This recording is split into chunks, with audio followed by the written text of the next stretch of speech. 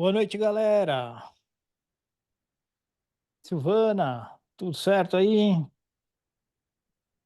Júnior, beleza? Boa noite, Felipão. Bora trabalhar? Bora, né? Não tem jeito. 12 de junho é sacanagem nós trabalhando aqui, mas a gente vai colher os frutos. Não, não É é. isso aí. Vamos que vamos. Show de bola. Então vamos lá. Deixa eu já compartilhar aqui minha tela com vocês.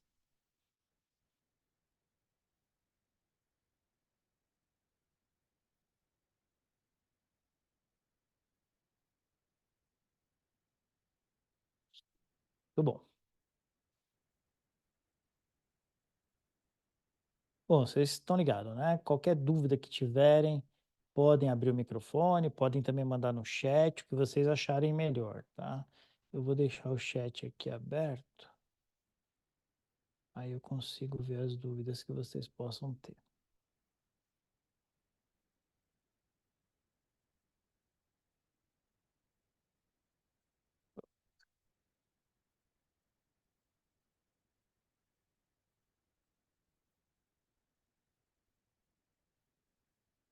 Muito bem. Vamos começar aqui com a nossa primeira questão, mais voltada para a parte de fundos de investimento. Tem caído muito pouco sobre fundos de investimento nas últimas provas, né? E a gente vive uma época de transição, né, nos fundos, né, na legislação de fundos de investimento. Então eu não acredito que vai ser nada diferente, porque o mercado mesmo ele está tendo um pouquinho de dificuldade de se adequar, pouquíssima coisa na nova regra, né? Pouquíssimos fundos abrindo na nova regra, né? Tudo mais ou menos como era antes, mas tem alguns pontos que podem ser cobrados, né? E aí é importante que a gente dê uma olhada com cuidado, tá certo? Então vamos lá. Lembra o seguinte, né? Que mudou um pouco a legislação de fundos e agora eu passo a ter fundo de investimento, né? Então tem uma hierarquia aqui de fundo de investimento, tá certo? Fundo de investimento ele está aqui, fundo de investimento está aqui, né? E aí, esse fundo de investimento ele passa a ter várias classes, né? Então ele pode ter a classe a classe B, a classe C e assim por diante, tá certo? O que está valendo atualmente é assim. Eu posso ter diferentes tipos de fundo, portanto, diferentes classes aqui. Por exemplo, o que eu estou querendo dizer? Aqui, classe A é um fundo renda fixa. Então, eu tenho um fundo específico, aí eu tenho a classe A, que é renda fixa, eu tenho a classe B, que é multimercados, e eu tenho a classe C, que também é multimercados. Pode acontecer dessa forma? Pode, porque o tratamento tributário da renda fixa, do fundo de renda fixa, é igual ao tratamento tributário dos fundos multimercados. O que não poderia ter é que uma das classes fosse, por exemplo, de ações, né? Então, imagina que a classe C fosse um fundo de ações. Poderia? Não, porque as ações têm um tratamento tributário diferente. Os fundos de ações tem um tratamento tributário diferente, tá certo? Então, isso é muito importante. Eu posso ter diferentes tipos de fundos nas classes, então, posso ter uma classe A como renda fixa, classe B como multimercado direcional, long and short direcional, e a classe C ser um multimercado long and short neutro, né? Que não é direcional. Poderia, tratamento tributário é o mesmo. Beleza? Então, esse ponto é bastante importante. E aí, o que acontece? Depois disso, eu ainda posso ter subclasses. Então, por exemplo, aqui dentro da classe A, eu vou ter a subclasse X, eu vou ter subclasse Y, eu vou ter subclasse Z. E o que geralmente diferenciam as subclasses? Essa aqui tem uma taxa de administração de 2%, essa aqui tem uma taxa de administração de 1,5%, essa aqui tem uma taxa de administração de 1. Para os meus clientes de private, de wealth, eu coloco nessa subclasse aqui. Os meus clientes de alta renda eu coloco aqui, e os meus clientes de varejo, eles vão pagar uma taxa de administração maior. Então é assim que está configurada atualmente a indústria de fundos. Beleza? Tranquilo? Muito bem. Então, olha só. Sobre os fundos de investimento, suas classes e subclasses, analise as seguintes afirmações. Primeiro, o regulamento do fundo de investimento pode prever a existência de diferentes classes de cotas com direitos e obrigações distintos, devendo o administrador constituir um patrimônio segregado para cada classe de cotas. É verdade. Olha que interessante. O fundo tem um CNPJ, cada classe tem um CNPJ diferente, com patrimônio líquido diferente, tá certo? E eu calculo a cota de cada classe separadamente. E se tiver subclasse? Mesma coisa. Subclasse eu vou também calcular a cota por subclasse, tá certo? Então tá correto isso aqui, tá certinho. Afirmação Felipe, número 2. Oi, cada subclasse também tem um CNPJ? eu não sei. E Não outra sei. pergunta, o fundo de investimento ali, o primeirão, que é a base de tudo, ele é só um CNPJ e aí depois divide-se nas E- classes que são fundos distintos um do outro? Exatamente. Então, o fundo é um CNPJ, né? E aí, as classes são outros CNPJs, tá certo? Aham, Eu tenho a impressão que as subclasses também, mas para não te falar besteira, aham. deixa eu dar uma olhada aqui, calma aí. Porque Eu não, hoje em dia não teria esse CNPJ maior, e aí cada fundo teria um CNPJ seria independente, é isso? Porque hoje em dia não, antes, né? Antes dessa é, regra. antes você não tinha classes, né? Aham. Você Teria tinha fundo. os fundos e cada Aham, fundo era um CNPJ, né? Então, você não tinha essa fragmentação. aham. Entendi. Ficou complexo esse negócio aí, hein? Rapaz, a própria indústria, ela ela está tendo muita dificuldade, né? A gente percebe que se abriram poucos fundos novos e a maioria dos que têm aberto são fundos uniclasse. Eles abrem com uma única classe só, porque não está muito claro ainda do ponto de vista para o mercado, né? Não está muito claro como você harmonizar várias classes dentro do mesmo fundo. Então, o pessoal está criando fundo, uma única classe no fundo, e depois quebra em subclasses, principalmente para fazer aquele papel que os fundos de cotas, né, os fundos filhos faziam, né, que era você ter diferentes taxas de administração e assim por diante, tá? Eu trabalho no Santander, nunca vi isso daí, é a novidade. E só uma curiosidade aqui, que não tem a ver com fundo, nessa nova regra da Previdência, que pode resgatar e escolher o regime tributário e tal.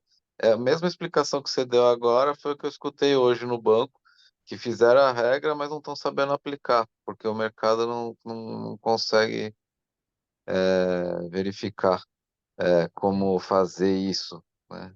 Teria que regulamentar, sei lá o que tem que fazer. Mas é isso mesmo. Ó, eu estou vendo aqui que as subclasses, elas têm um código CVM diferenciado. Não vi nada sobre cada subclasse ter um CNPJ, tá? Deixa eu dar uma olhada com mais calma aí e amanhã eu coloco para vocês do grupo a explicação direitinho, tá? Pelo que eu estou entendendo, as subclasses elas têm só um código, não tem o CNPJ específico, mas depois eu coloco para vocês, tá? Só para não ficar dúvida. Muito bem. 2, um fundo de investimento, eu não estou no modo apresentação, estava vendo, estava estranho aqui. Olha lá, aqui fica melhor. Um fundo de investimento pode ser composto de classes de diferentes categorias, né? O que isso quer dizer? Posso ter multimercados, posso ter renda fixa, assim por diante. Podendo, portanto, haver a constituição de classes de cotas que alterem o tratamento tributário aplicável em relação ao fundo ou às demais classes existentes. Não pode, tá? Então, eu não posso ter um fundo com determinado tratamento tributário e colocar uma classe com tratamento tributário distinto. Eu posso ter diferentes tipos de fundos e, portanto, diferentes tipos de classes, mas essas classes têm que ter o mesmo tratamento tributário, tá? Então, isso aqui está errado. 3. Cada patrimônio segregado responde somente por obrigações referentes à respectiva classe de cotas, sendo que o fundo que não contar com diferentes classes de cotas deve efetuar emissões de cotas em classe única, que é o que tem sido feito, preservada a possibilidade de serem constituídas subclasses. Perfeito, isso aqui está certinho. Tá? Então estão corretas 1 e 3. O que você tem que lembrar aqui que você pode ser cobrado, eu diria que a probabilidade é razoavelmente alta que você seja cobrado, é o fato de que você não pode ter diferentes classes com tratamento tributário distinto.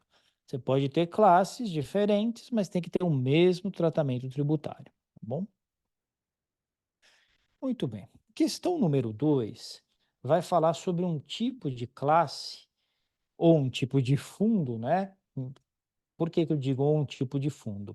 Porque eu posso ter um fundo renda fixa, e esse fundo renda fixa pode ter uma classe que é restrita e outra classe que não é restrita, tá certo? E o que são as classes ou subclasses restritas?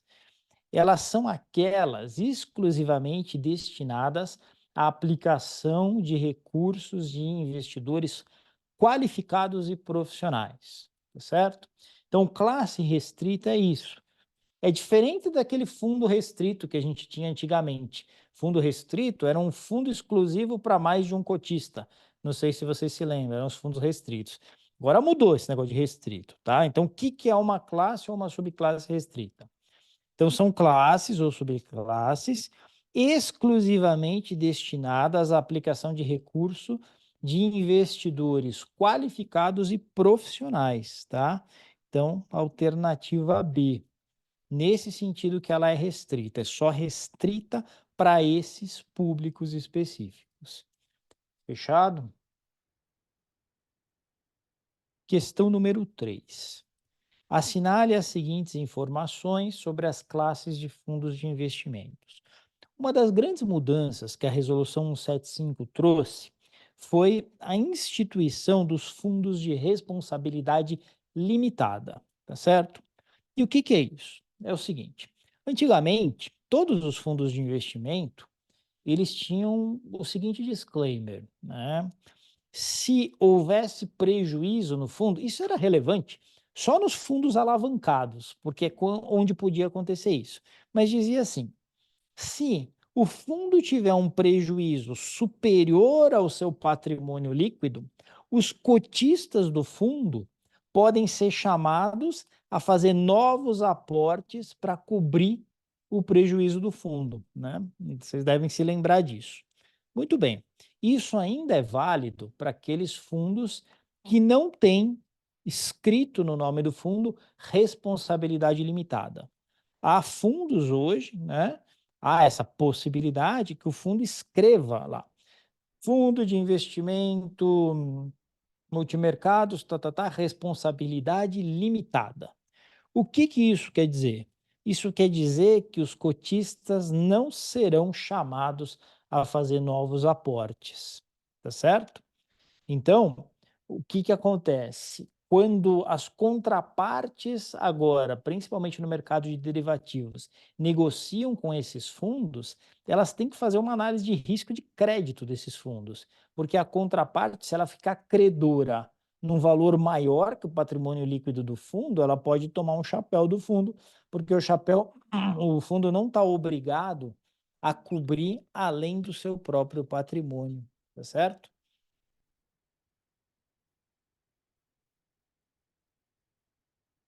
Muito bem. Então, essa é a definição de fundo responsabilidade limitada. E aí, vamos dar uma olhadinha, então, nessas afirmações. Se o regulamento limitar a responsabilidade dos cotistas ao valor por eles subscrito, a denominação da classe deve ser acrescido o sufixo responsabilidade limitada. Perfeito, está correto, é isso mesmo.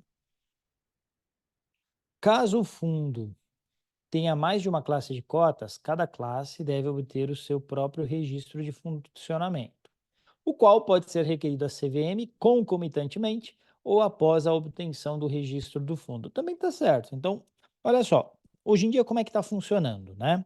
Você cria um fundo, tá certo? Então, eu vou chamar aqui de fundo XYZ, beleza?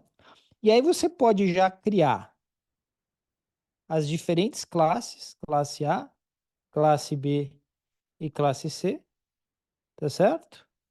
Ou então, você cria somente a classe A. E depois você pode pedir a classe B ou a classe C, tá certo? Então, as duas possibilidades são válidas. Ou você já pedir cada uma das classes junto com a obtenção do fundo, ou você pedir uma só e depois, pelo menos uma tem que ter. E depois você pedir as demais, tá? Tá correto. 3. Após 90 dias do início das atividades, a classe de cotas que mantiver a qualquer tempo PL diário inferior a R$ 1 milhão, pelo período de 90 dias consecutivos, deve ser imediatamente liquidada ou incorporada a outra classe de cotas pelo administrador. Está correto isso, né? Não deve haver nenhuma cota, nenhuma classe de cotas com patrimônio inferior a R$ 1 milhão, tá certo? Então, não pode acontecer de ficar 90 dias consecutivos abaixo de R$ 1 milhão. Isso aqui está correto. E a afirmação 4, dá uma olhadinha lá. O valor da cota resulta da divisão do valor do PL da respectiva classe pelo número de cotas da mesma classe. Caso a classe contenha subclasses, o valor da cota de cada subclasse resulta da divisão do patrimônio líquido atribuído à respectiva subclasse pelo número de cotas da mesma subclasse. Então, talvez você não tenha entendido nada, deixa eu tentar ser claro aqui. Olha só, deixa eu ganhar espaço. O que ele está dizendo aqui é o seguinte, que se eu tenho um fundo, tá? Fundo XYZ, beleza? E aí esse fundo, ele tem somente a classe A e não tem subclasses. Como é que a gente calcula a cota desse fundo? Você vai pegar todos os ativos lá do fundo, se for um fundo de ações, você vai pegar todas as ações, mais o caixa, né, o dinheiro que está em caixa e tal. Você vai tirar tudo que está no passivo, né, que são contas a pagar, provisionamento disso e daquilo, tal, não sei o quê. Então você pega aqui o ativo total, faz menos o passivo, você vai chegar no patrimônio líquido, né? Se você pega todos os ativos menos o que precisa ser pago, né, que são as dívidas do fundo, você vai chegar no patrimônio líquido. Pega o patrimônio líquido do fundo, divide pelo número de cotas, você tem o valor da cota. Legal? Beleza, é assim que funciona.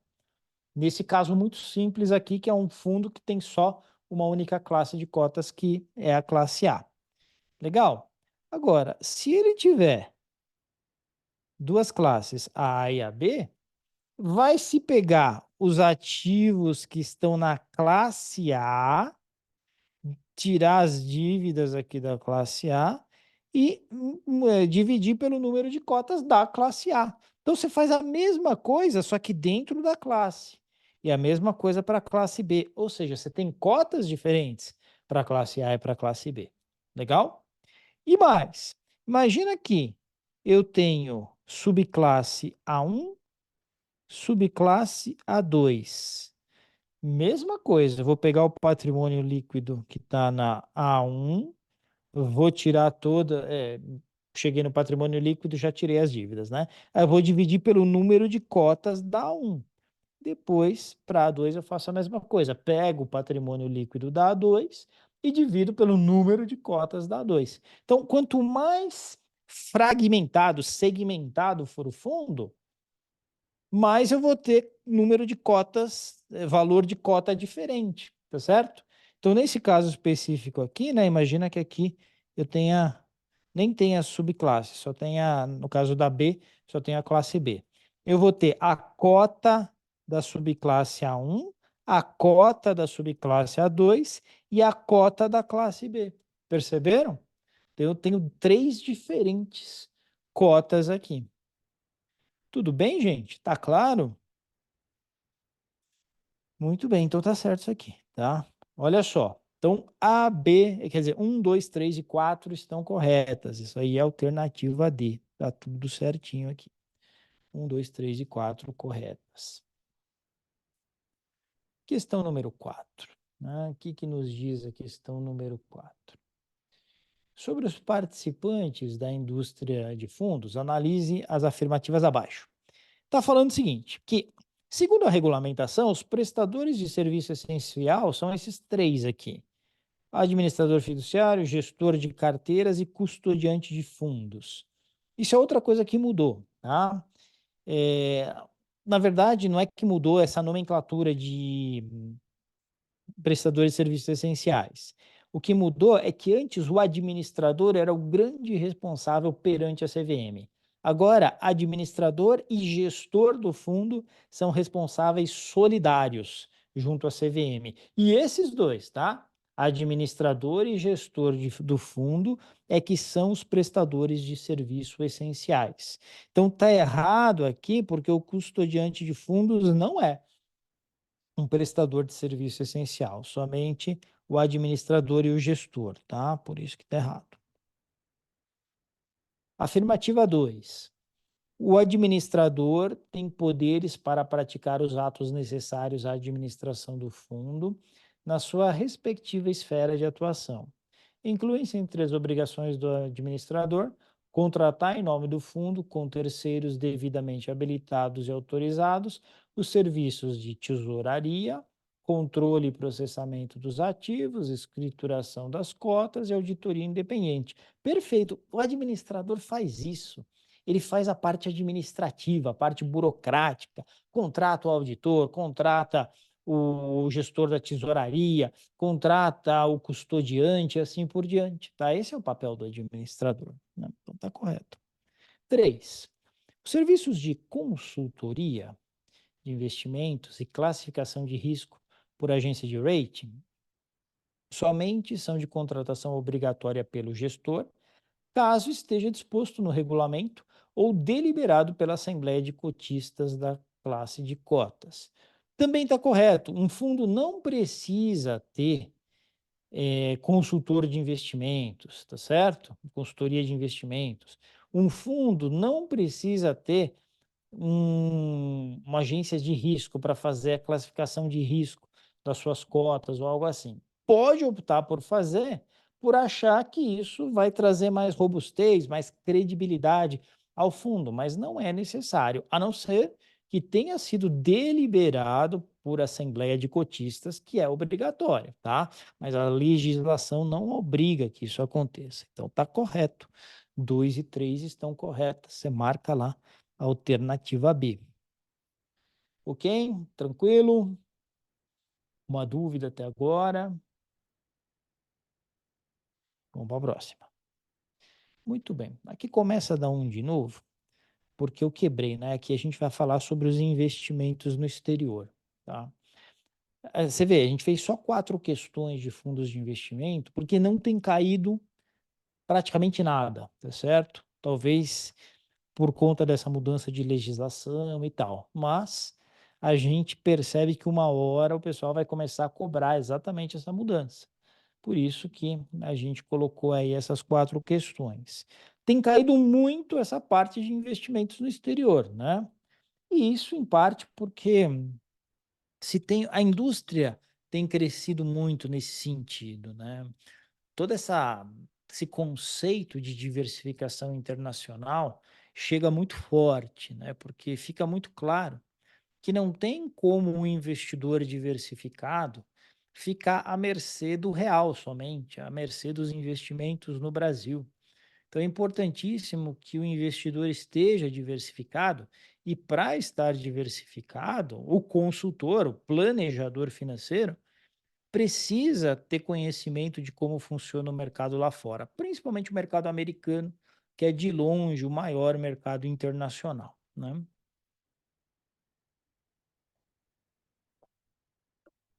Então vamos lá. Primeira coisa que a gente precisa se lembrar é quais são os títulos públicos norte-americanos, né? São as treasuries. Então você precisa conhecer bem isso, né? É bem fácil conhecer. Lembra que a gente tem a T-bill. A T-bill, ela é um título de até um ano de vencimento. Então ela é curto prazo, até um ano de vencimento. Não é curto prazo? Se é curto prazo, não faz sentido ela ter pagamentos intermediários, né? Porque ela vence rapidinho, então você recebe o principal logo logo. Beleza? Então a T-bill ela é um título de até um ano de vencimento sem cupom. Ela é a única sem cupom, tá certo? Por quê? Porque ela é curtinha. Aí depois você vai ter as T-notes. As T-notes, elas são títulos, né, que você vai ter o vencimento de 1 a 10 anos, certo? 1 a 10 anos com cupom. Você imagina um título de 10 anos, tem os cupons semestrais nessas T-notes que vão remunerar o investidor. Eu tenho as T-bonds. É fácil lembrar, é só você lembrar do James Bond, tá certo? Que nunca morre, né? Então ele é o mais longevo de todos, tá certo? Portanto, a T-bond vai ser a mais longa. A T-bond ela vai de 10 a 30 anos. Também tem cupom, né? Com cupom, afinal de contas, longa desse jeito tem que ter cupom. Beleza? Agora, olha só, esses três títulos aqui, eles são com taxa nominal. O que isso quer dizer? Você vai lá e compra o título. Então, por exemplo, compra uma T-bond aí por 5,5% ao ano. 5,5% ao ano. Você vai ganhar 5,5% ao ano se você segurar até o vencimento. E se a inflação for 7%? Putz, aí você vai ter um ganho real negativo, né? Porque está ganhando 5,5, a inflação está rodando a 7, a inflação em dólar, então aí você se ferrou, não tem jeito, beleza? Então a taxa nominal. Legal? Muito bom. Só que você vai ter um outro título chamado TIPS, né? As TIPS, elas são Treasury Indexed, na verdade, Treasury Inflation Protected Securities. Então é a NTNB dos caras, tá certo? É um título que vai pagar assim, 1% mais CPI, esse 1% ao ano, tá? 1% ao ano mais CPI. CPI é o IPCA dos caras, Consumer Price Index. Beleza? Então, é uma taxa real esse 1%. Você ganha 1% mais a inflação, é 1% acima da inflação. Então, para se proteger da inflação, esse vai ser o título mais adequado, tá certo? Muito bem. Você tem emissões aqui de 5 a 20 anos, tá certo? Com cupons, também com cupons. Beleza? E lembrar que aqui é taxa real. Beleza? Taxa real. Isso é bem importante. Ok? Muito bom. E como funciona, basicamente? Igual a NTNB aqui no Brasil, tá certo? Então, vai acontecendo a inflação, vai tendo CPI, os seus cupons vão sendo atualizados pela inflação e o seu valor final, lá o valor de resgate no vencimento vai sendo atualizado também. Muito parecida a nossa NTNB.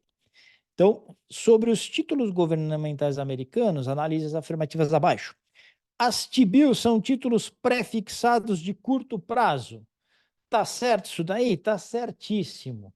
Então são títulos. Lá é tudo pré-fixado, na verdade, tá? Só as TIPS, que elas têm uma parte pré e tem o CPI. O resto é tudo pré-fixado.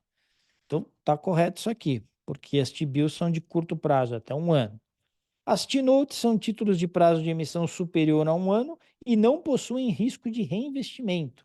Galera, risco de reinvestimento, todo título que paga cupom vai ter. O que é esse risco? É o seguinte, você comprou lá um título, uma T-note, né? Aí beleza, passou 6 meses, você recebe um cupom, ou seja, os juros desse título. Você vai pegar esse dinheiro e você vai reinvestir. Quando você for reinvestir, talvez você não consiga aquela taxa boa que você pegou lá atrás. Então, todo título que paga cupons tem risco de reinvestimento, tá? Então, qual vai ser o único título americano que não possui risco de reinvestimento? Aquele que não paga cupons. Portanto, a T-bill. Beleza? Então, T-note tem risco de reinvestimento, sim. Beleza? Então, tá errado isso aqui, né? Porque diz que não possuem risco de reinvestimento. Afirmação 3. As TIPs são títulos pré-fixados de prazo superior a 10 anos. Tem dois problemas aqui, né? Eles não são totalmente pré-fixados, tem uma parte pré e uma parte pós, e o prazo não necessariamente vai ser superior a 10 anos. Eu tenho de 5 a 20 anos. Tá certo? Então tá errado. 4. Os títulos governamentais norte-americanos são vistos como livres de risco de crédito, mas possuem risco de mercado. Risco de crédito é o risco do emissor não pagar, dele dar um perdido, dar um default. O governo americano nunca vai dar default, tá certo? Ele vai colocar lá a maquininha de dólares para funcionar, fabrica os dólares e paga. Como tem feito isso, assim, a torto e direito. Beleza? Então não tem risco de crédito. Na verdade, a única taxa livre de risco, globalmente falando, é a dos títulos americanos, porque o dólar é a moeda internacionalmente aceita. Beleza? Então é isso aí. Não podem, são realmente livres de risco de crédito, tá correto, mas possuem risco de mercado. O que é risco de mercado, gente? Risco de mercado é risco de flutuação de preço. Comprei a ação da Vale, a ação da Vale caiu, perdi dinheiro do ponto de vista de marcação a mercado, ou se eu precisar vender o título. Então, o risco de mercado se materializou. Isso é risco de mercado. É a mesma coisa aqui, né? Eu comprei um título, uma taxa 5% ao ano, título americano. Se a taxa subir para 5,10% ao ano, quando a gente for marcar a mercado, o valor caiu, lembra? Então tem risco de mercado, tá correto aqui, beleza? Estão corretas 1 e 4, você marca a alternativa D de deu certo. E é isso aí. Fechado? Alguma dúvida até aqui, pessoal? Então tá bom. Vamos junto aqui. Vamos para a próxima. Qual das alternativas abaixo não apresenta uma característica das T-bills americanas? Então lembra, T-bill, bill parece, né, aquele moleque pequenininho, tá certo? Então é curto mesmo, né? Pequenininho, tá certo? T-bills, elas vencem em menos de um ano, em até um ano, tá certo? São de prazo de emissão inferior a 52 semanas. Tá correto, né? Na prática é isso, tá? Não pode ser de prazo de emissão superior a 52 semanas. Possuem risco de reinvestimento. Não possui risco de reinvestimento. Não paga cupons, então não tem risco de reinvestimento. Tá errado isso aqui. O valor do seu PU é calculado descontando o valor de face de $1.000 pela taxa de mercado. Tá correto, é isso aí. Então é que nem a nossa LTN. A LTN no vencimento vale R$ 1.000. T-bill no vencimento vale $1.000, né? A gente desconta pela taxa e a gente chega no valor presente daquele título. São títulos zero cupom. Perfeito. Título zero cupom, não paga cupom. Portanto, a alternativa B é a correta. Você marca ela e corre para o abraço. Fechou? Questão 3, olha só. Aqui entra um cálculo, né? Já caiu, né? Cálculo de T-bill. Então, como caiu nas últimas provas, não tem caído, mas como já caiu, a gente não vai vacilar. Vamos saber calcular, até porque é muito simples, né? Uma T-bill, gente, ela é calculada com como se fosse um desconto comercial, tá certo? Então, você vai fazer, olha como é simples, né? Só não vacila. É muito simples. A T-bill, ela no vencimento vale US$ 1.000. Então, faltam 159 dias para o vencimento, tá certo? E a pergunta é quanto é que vale esse PU, quanto é que vale esse preço unitário, ok? A taxa é de 1% ao ano. Agora você precisa saber como é que lida com essa taxa. Lembra que lá na gringa, historicamente, o pessoal usa a taxa de juros simples, porque as taxas são baixas. Então, juros simples e juros compostos não vai dar grande diferença. Como é um mercado maduro, que já se fazia muita compra e venda de títulos lá nos anos 40, anos 50, e não existia calculadora como existe hoje, tinha que ter um jeito simples de calcular, né? Então, era juros simples linear. O que que isso quer dizer? 1% é a taxa para um ano, tá certo? No mercado americano, mercado financeiro americano, considera-se 360 dias no ano. Então, eu pego esse 1%, que é a taxa ao ano, e eu transformo numa taxa diária, dividindo por 360, assim, na cara dura, na caruda mesmo. Você pega 1% e divide por 360 para achar a taxa diária. Tá certo? E aí depois eu vou multiplicar por 159 dias, porque eu quero a taxa para 159 dias. Então olha que interessante, bem simples. Pega 1%, divide por 360, multiplica por 159, tá certo? Vamos ver quanto é que dá essa poçonhoca aqui. Então olha só. 1, tá certo? Enter. Quiser pôr 1%, pode pôr, mas tanto faz, né? Eu sei que o resultado que vai me dar já vai estar em porcentagem. Um enter, 360 divide, e aí 159 vezes. Olha lá. Cheguei lá em 0,441667. Opa, há um problema. Tente novamente. Fica quietinha aí, Siri. Muito bem. Quanto é que deu mesmo? 0,441667. Então, 0,441667%. Essa é a taxa no período. Legal? Essa é a taxa no período. Agora, lembra que eu falei que você calcula como se fosse desconto? Então, o desconto em cima do papel vai ser os US$ 1.000 vezes essa taxa aqui. 0,441667%. Beleza? Eu vou ter o valor em grana, o valor do desconto em grana. Tá certo? Então você vem aqui, 1.000 doletas, enter, 0,441667%. Ah, tá dando 4,4167. 4,4167. Esse é o valor do desconto no título. Então, se você for comprar o título hoje, você vai comprar com esse desconto aqui. Portanto, o preço unitário hoje vai ser US$ 1.000, tá certo? Menos 4,4167. Ok? Põe aqui 1.000 menos, vai lá, 995,58. E aí uma porrada de 3. 995,58. 1, 2, 3, 4. Tá? Aqui deu um pouquinho diferente, né? Deu 330, porque eu fiz um arredondamento agora há pouquinho, não deveria ter feito, deveria ter usado com todas as casas. Mas dá para ver que a resposta correta é essa aqui. Alternativa A. Beleza? Não tem caído, mas se cair, você tem que lembrar disso. Como se fosse juros simples, calcula a taxa como juros simples, multiplica pelos US$ 1.000 e você sabe que esse é o desconto que vai ter em cima dos US$ 1.000, tá bom? Muito bem. É isso aí. Questão número 4. Questão número 4, ela é bem tranquila, né? Qual dos títulos abaixo apresenta proteção contra a inflação? Escreve aí, vai. Boa, Silvana, é isso aí, né? Tips. É a única que tem proteção contra a inflação. 5.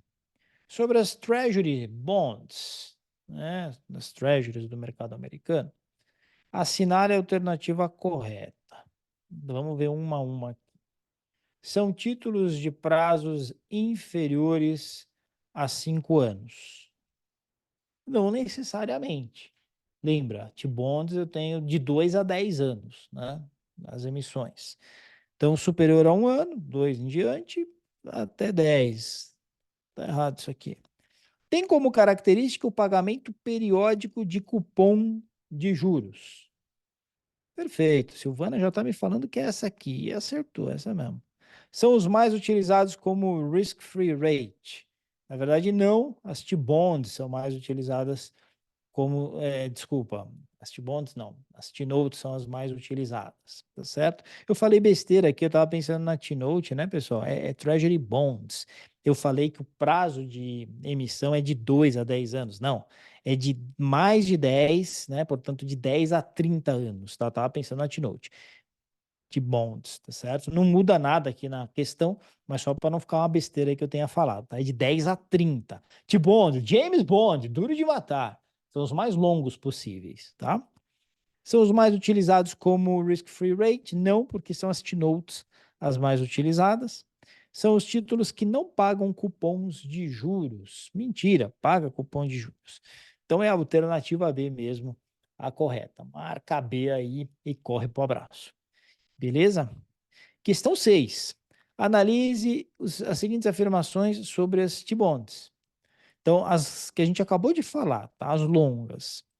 São títulos de prazo superior a 10 anos. Tá correto isso aí, né? Prazo superior a 10 anos. Pagam juros anualmente. Pessoal, os títulos americanos, as treasuries, pagam juros semestralmente, tá? Não anualmente. Então, tá errado isso aqui. É semestralmente. São que nem as notas brasileiras, NTN-Bs e assim por diante, NTN-F, né? Semestral. No vencimento, né, que a gente chama de maturity date, o investidor recebe o valor de face do título. Tá correto isso? Tá correto, né? Recebe o valor de face. Geralmente recebe a última parcela de juros mais o valor de face. Algumas séries das T-bonds são emitidas com cláusulas de recompra de 5 ou 10 anos antes do vencimento, a chamada cláusula call option. Nesse caso, o governo pode recomprar os títulos e o investidor terá obrigação de aceitar, caso a taxa de juros venha a cair. É muito comum nos Estados Unidos títulos corporativos e também as T-bonds, que são títulos do governo, elas terem essa cláusula. O que é essa cláusula? É um direito de comprar, né? Lembra, vocês tiveram aula de derivativos e uma call é uma opção de compra. Então, o que vai acontecer? O governo tem a opção de recomprar esse título, de comprar esse título, caso a taxa de juros caia, né? E então ele pode recomprar esse título para fazer uma nova emissão com uma taxa mais baixa. É verdade isso aqui, tá bom? Então, o que está correto aqui? Só dois que não, né? 1, 3 e 4 estão corretas. A alternativa C de cachorrão é essa aí que você tem que marcar. 7. Analise as seguintes afirmações sobre as TIPS. São um tipo especial de títulos emitidos pelo Tesouro Americano, né, que são corrigidos pela inflação medida pelo Consumer Price Index. Legal, né? Tá perfeito. São exatamente isso, ok? 2. Assim como outros títulos de longo prazo do governo, os TIPS pagam juros semestralmente e no vencimento. O investidor recebe o valor de face corrigido pela inflação acumulada. São emitidos com prazo de 5, 10 e 20 anos. Perfeito, né? Então aqui está certo também. Ok? Sua grande função é proteger o poder de compra do investidor no longo prazo. Lembrando que os cupons são calculados sobre o valor de face, corrigido até a data de pagamento. Igualzinho a nossa NTNB, tá certo também.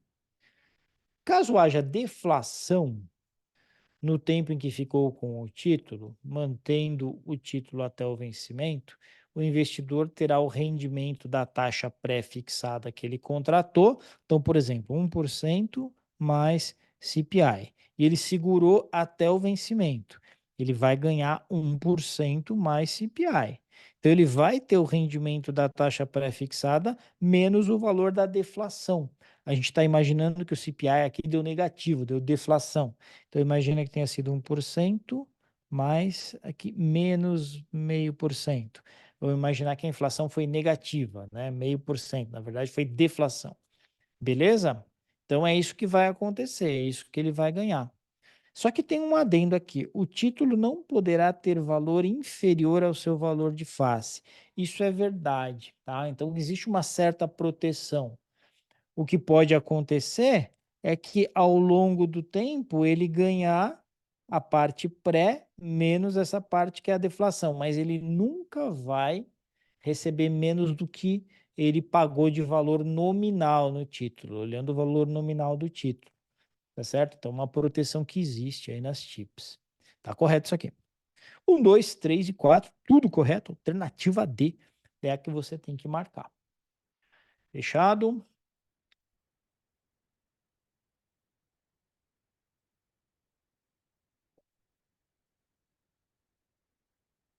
Vamos lá. Questão número 8. Questão número 8 vai falar de Eurobond, né? O Eurobond, ele é um título, né? Você deve falar, putz, deve ser emitido na Europa, né? Não necessariamente. O Eurobond, ele é, por definição, ele é um título cuja a emissão é em moeda diferente da moeda do emissor. O que isso quer dizer? Isso quer dizer que lá nos Estados Unidos, companhias grandes como a GM, a General Electric, isso lá atrás, anos 70 e tal, começaram a emitir títulos fora dos Estados Unidos em outras moedas. Então, por exemplo, emitia um título na Inglaterra. Pegava a GM, que é uma empresa americana, que emitia um título lá na Inglaterra para captar dinheiro dos investidores ingleses e estava emitido em libras. Ou emitia lá no Japão em ienes, porque aí dava a possibilidade dos japoneses investirem em debentures, nos corporate bonds, nos eurobonds da GM, por exemplo. Então, essa é a definição de eurobonds. É quando a empresa, por exemplo, a moeda da empresa é dólar, que ela está nos Estados Unidos, mas ela emite fora dos Estados Unidos e, portanto, em outra moeda, tá certo? Então, isso são os eurobonds. E aí se popularizou muito e acabou ficando muito. Na verdade, o nome ele veio sendo Eurobond, porque o mercado onde mais se emitia, né, onde essas empresas americanas mais emitiam, era o mercado europeu. Então, emitia-se na França, emitia-se na Inglaterra, emitia-se não sei onde, começaram a chamar de Eurobond, mas não necessariamente é na Europa, tá certo? Muito bom. Então, a pergunta é a seguinte: Eurobond é um título que, quando possui cláusula de put, isso quer dizer o seguinte: é um título corporativo, emitido em moeda diferente do emissor e que tem uma cláusula de put. Se você lembrar, put é o direito de vender, tá certo? Deixa eu tirar essa Siri que ela tá me. Tá bom, Siri.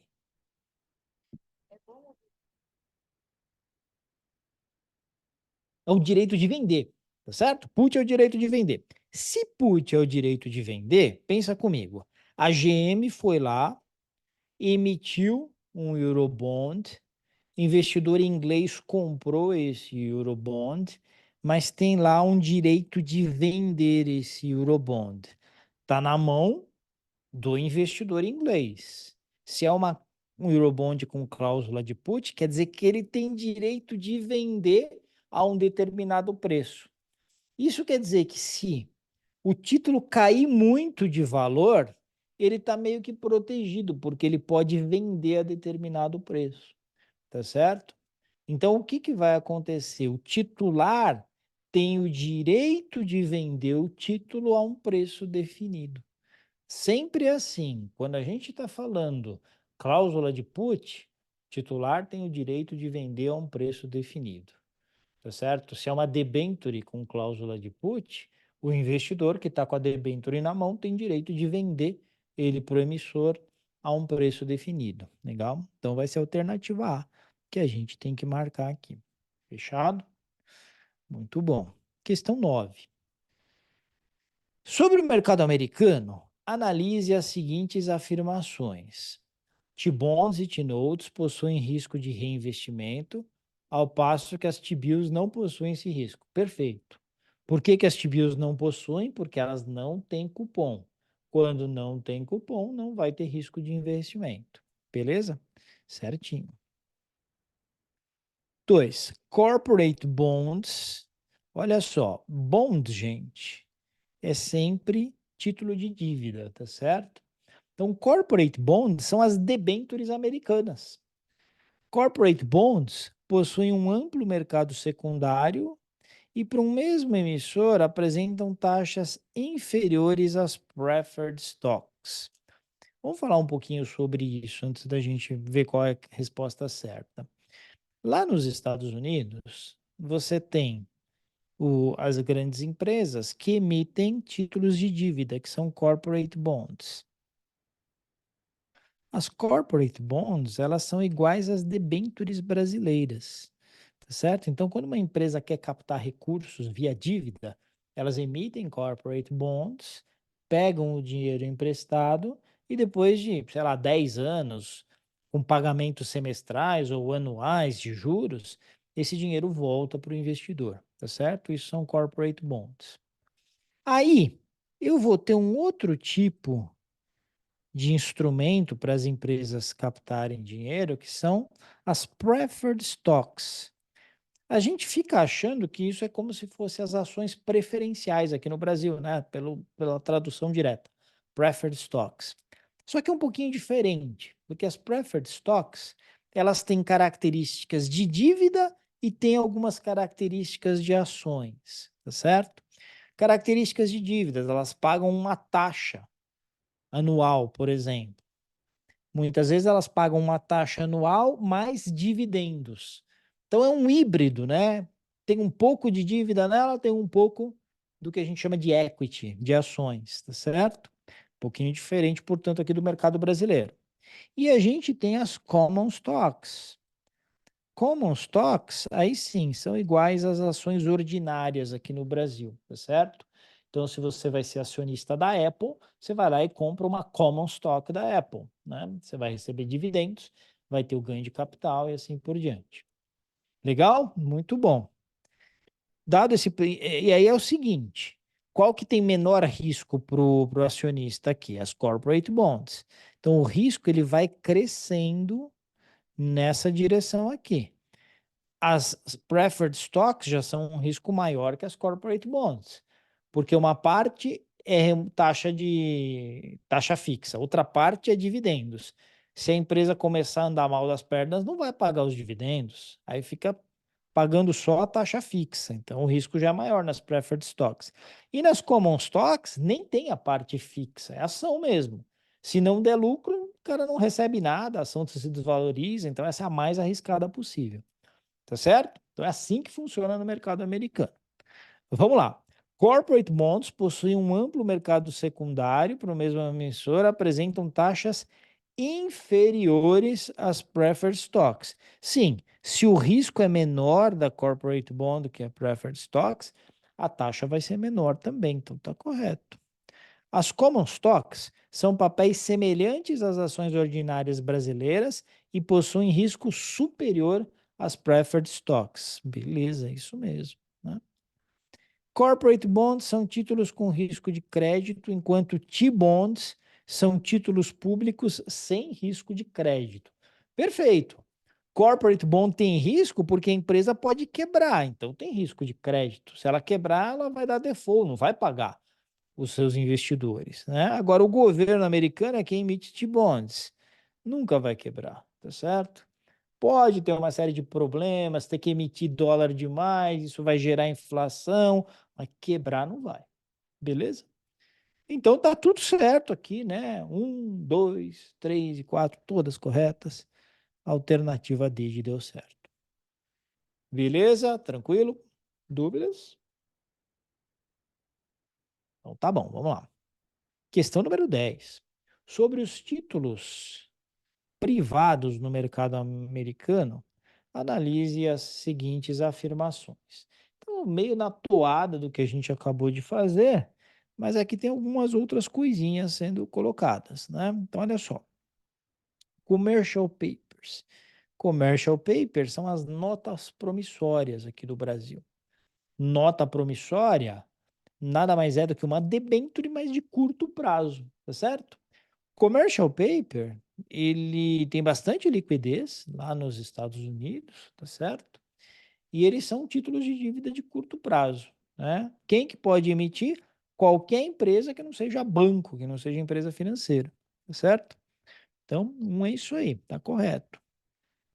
Aí, aqui no Brasil, a gente tem CDB, não tem? CDB, que você tá meio careca, não tanto quanto eu, mas tá careca de saber o que é um CDB. Lá na gringa, então isso aqui é no Brasil. Lá na gringa, no USA, os caras não chamam essa bagaça aqui de CDB, chamam de CD, Certificate of Deposit. É a mesma coisa, mas eles chamam de CD, tá certo? Normalmente entre 1 e 5 anos a emissão e emitido por bancos. Tá corretinho. Eurobonds são títulos de dívida denominados necessariamente em euros. São distribuídos por um pool internacional de bancos em diversos países. Falei já para vocês, não são necessariamente em euros. Já falei o seguinte, tem empresa que emite lá no Japão. A característica do Eurobond é que a empresa normalmente está num mercado que é dólares, reais, ou o que seja, e quando emite um Eurobond, vai emitir em outra moeda. Legal? Mas não necessariamente em euros, está errado. High Yield Bonds, aqui ó, High Yield Bonds, são os títulos High Yield, quer dizer alta taxa, tá certo? São títulos emitidos em mercados emergentes e que, pelo risco do país, pagam juros mais altos do que os Investment Grade Bonds. Por isso o nome High Yield. Não, não tem nada a ver isso aqui, tá, pessoal? High Yield é o seguinte, eu vou ter os Corporate Bonds, lá nos Estados Unidos, eu vou ter os Corporate Bonds, certo? Que são normalmente títulos emitidos por empresas grandes, empresas de boa reputação, empresas conhecidas, tá certo? Agora, eu tenho empresas menores que vão ter mais dificuldade para chegar no mercado e captar recursos. Por quê? Porque elas são vistas como mais arriscadas. Então, para que elas consigam captar recursos, elas vão ter que pagar uma taxa bem acima, né? Então, se, por exemplo, uma corporate bond está saindo agora a 6% ao ano, uma empresa menor para conseguir captar recurso vai fazer uma emissão a 12% ao ano. Então é uma alta taxa, porque com esses 12% ela convence o investidor a emprestar dinheiro. O zóio do investidor cresce, o cara vai ganhar 12% ao ano em dólar, show de bola, vai lá e compra esse papel que é um high yield, né? Uma debenture high yield, um corporate bond high yield, beleza? Então tá correto isso aqui, né? Não, desculpa, tá errado isso aqui. Porque não tem nada a ver com mercados emergentes, tá? Isso aqui é uma viagem. Beleza? Então, 1 e 2 estão corretas, é isso? 1 e 2? Isso. Alternativa A. Marca a alternativa A e corre para o abraço. Questão número 11. Olha só. Questão número 11 vai falar dos ETFs e Closed-End Funds, tá certo? ETFs são Exchange traded funds. O que isso quer dizer? Fundos de investimento negociados, traded, em bolsa. Que nem aqui no Brasil. Aqui no Brasil tem o BOVA11. O BOVA11 é um fundo de investimento que para eu comprar, para eu entrar nesse fundo, eu compro cotas na bolsa. Vou lá no home broker, coloco BOVA11, vou lá e compro, tá certo? Isso é um ETF. Lá nos Estados Unidos, esse mercado é infinitamente maior que o brasileiro. Eu consigo comprar, para você ter uma ideia, um ETF de empresas médias do Brasil, um ETF de small caps do Brasil. Eu consigo comprar um ETF de empresas do Paquistão, lá no mercado americano. Tão grande que é esse mercado. Tem, assim, milhares de ETFs que eu posso comprar. Beleza? Qual que é a grande característica, então, dos ETFs? Eles são fundos negociados em bolsa e normalmente são fundos passivos. Eles replicam um índice. Replicam um índice. Então, um ETF do S&P 500, estão replicando o S&P 500. ETF de small caps brasileiras, estão replicando um índice de small caps, e assim vai. Beleza? Muito bem. Aí eu tenho um tipo de fundo muito parecido com o ETF, que é o Closed End Fund. Como se fosse um ETF, negociado em bolsa, mas que tem uma gestão ativa. Então, por exemplo, um Closed End Fund de ações, que pega ações de tecnologia e vai tentar bater qualquer carteira de tecnologia que tenha por aí. Então, você tem uma gestão ativa, portanto, taxa de administração maior, taxa de performance e assim por diante. Tá certo? Então, essa é a grande diferença entre os ETFs e os Closed-End Funds. Ok? Muito bem.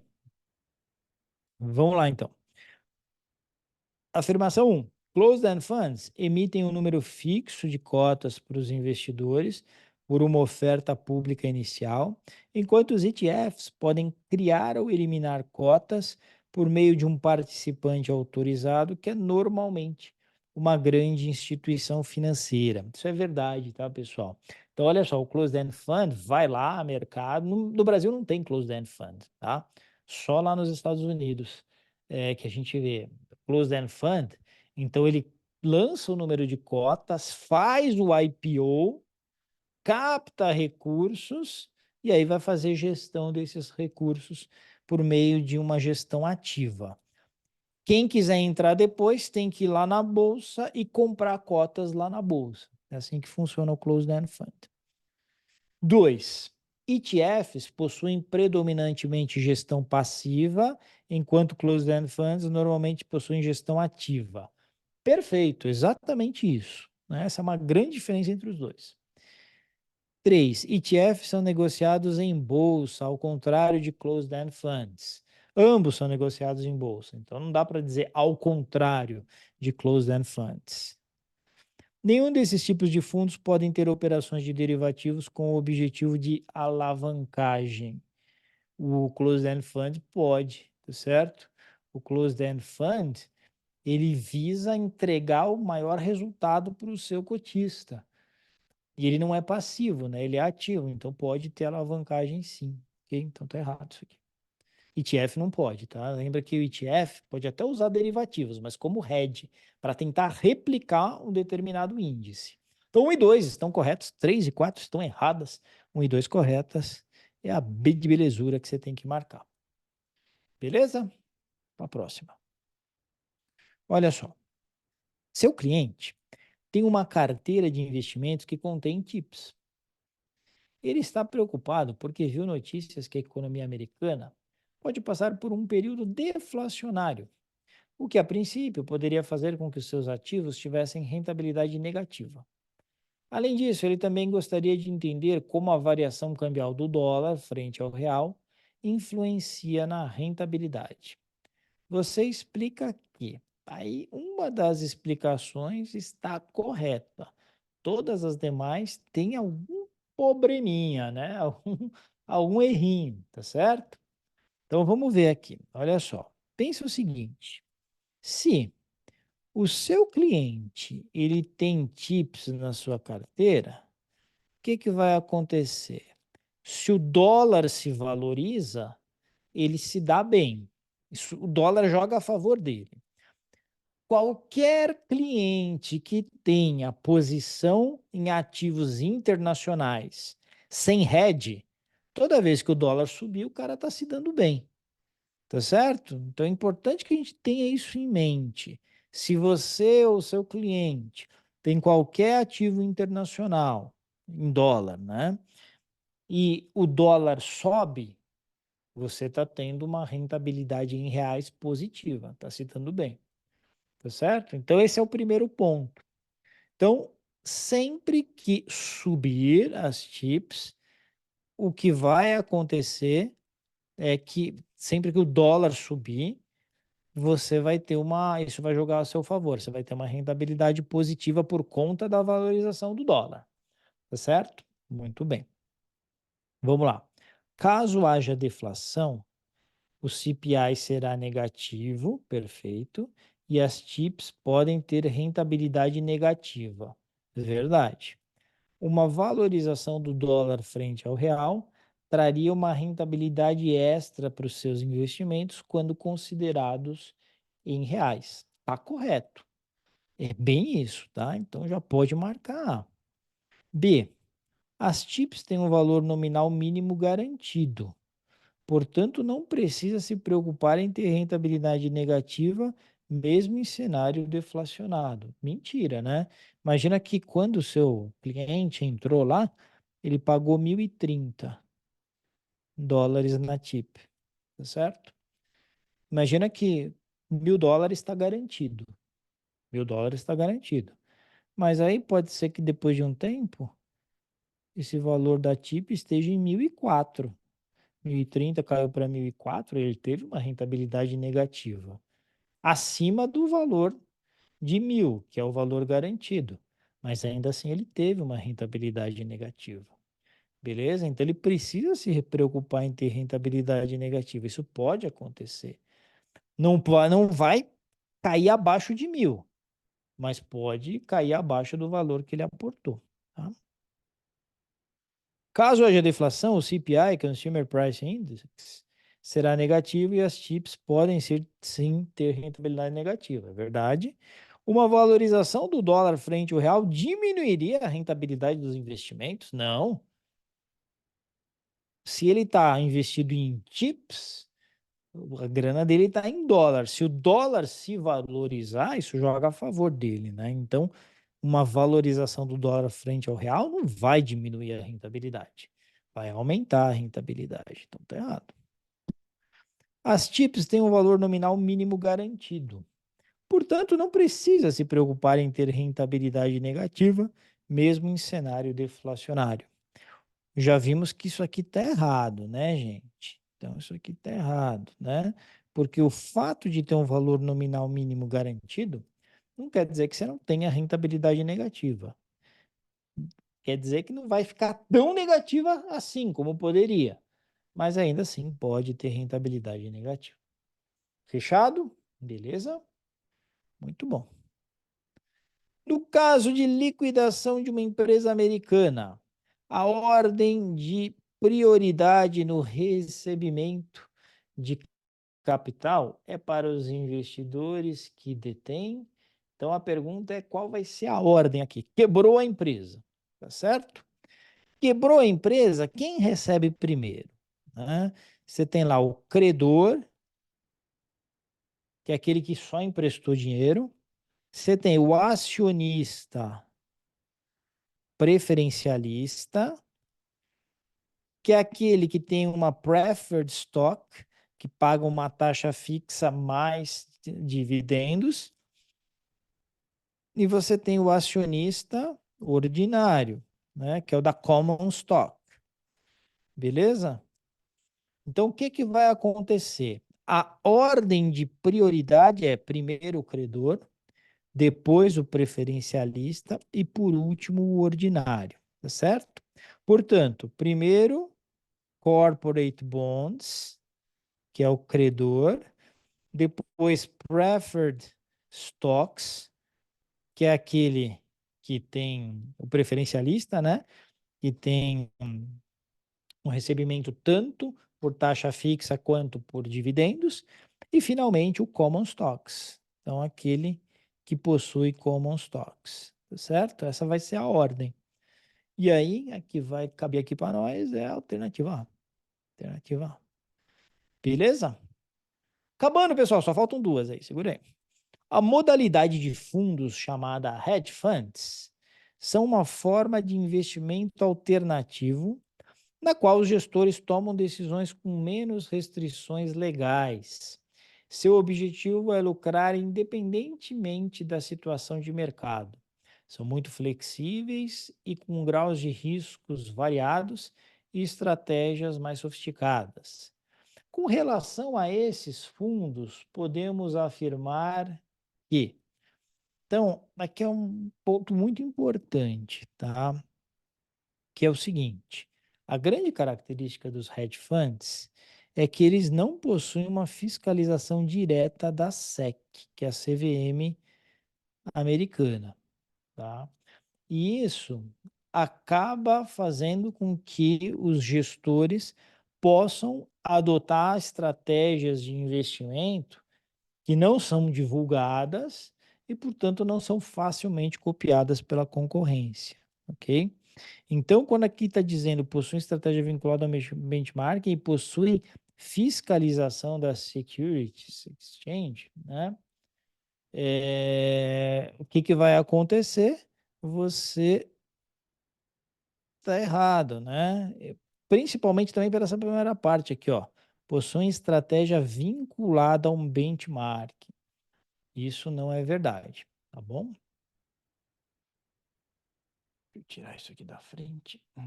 Vamos lá. A B. Possuem estratégia absoluta e não possuem fiscalização da SEC, né? Então, aqui o que vai acontecer? Tá correto, né? Porque elas possuem estratégia absoluta. O que é uma estratégia absoluta? É quando você tenta dar um resultado máximo possível. Isso aqui é um retorno absoluto. Não é um retorno relativo a um benchmark. Então, 100% do S&P 500 e assim por diante, né? Você quer o máximo de retorno possível. Possuem estratégia absoluta e possuem fiscalização da SEC. Está errado, não possuem fiscalização da SEC. Possuem estratégia vinculada a um benchmarking. Está errado. E não possui fiscalização da SEC. Aí estaria correto, mas essa parte aqui está errada. Então a correta é mesmo a alternativa B. Beleza? A última da noite. Vamos lá. Uma das alternativas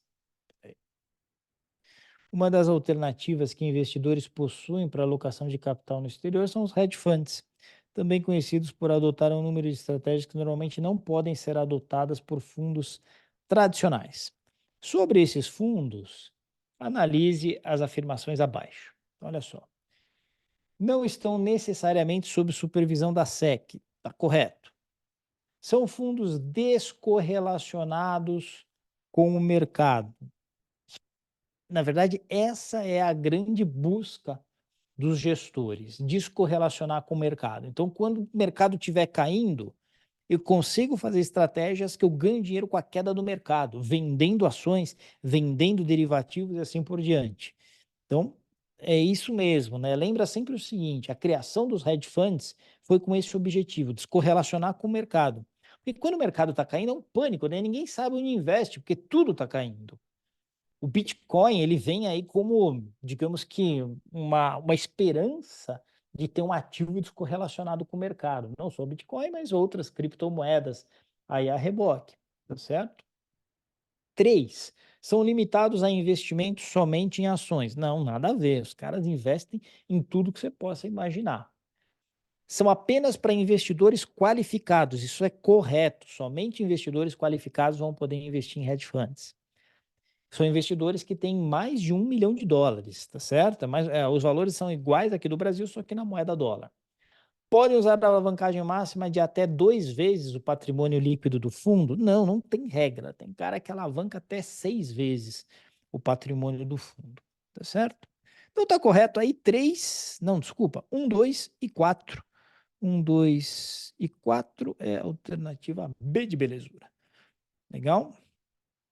Muito bom, vou mandar aqui para vocês o material, eu vou mandar lá no grupo, tá bom? Aí tem o gabarito também. Vou manter aqui, que às vezes o pessoal me pede para deixar com as marcações em tinta.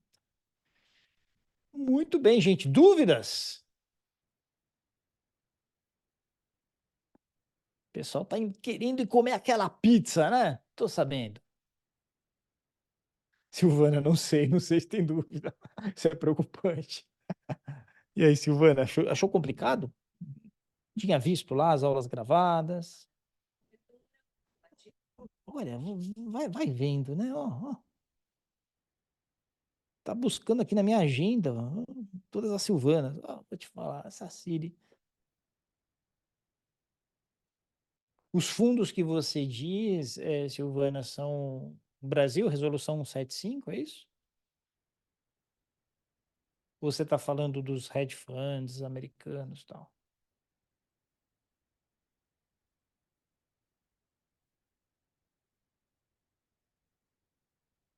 Ah, tá. É só você pensar o seguinte, não tem caído questões complicadas sobre os hedge funds. Tem caído o seguinte, que eles estão livres da fiscalização da SEC, tem caído o fato de que eles têm liberdade para comprar uma série de ativos e, portanto, quando o mercado estiver caindo, você consegue descorrelacionar com o mercado. Só para investidor qualificado e eles podem ter alavancagem, né? Se você souber esses 4 conceitos, que foi o que a gente viu aqui, não acredito que você vai ter dificuldade lá na prova, não, tá bom? Beleza?